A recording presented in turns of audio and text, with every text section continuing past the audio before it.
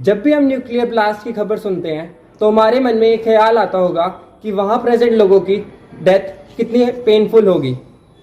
लेकिन अगर आप किसी न्यूक्लियर ब्लास्ट के पास हैं then you will die with no pain. बिना किसी दर्द के आपकी मौत होगी, क्योंकि न्यूक्लियर ब्लास्ट से हुए एक्सप्लोजन वहां मौजूद इंसानों को 0.016 सेकंड में ही मार देता है, और इतनी फास्ट इंटेंसिटी से तो हमारा ब्रेन भी डिपिक्ट नहीं कर सकता।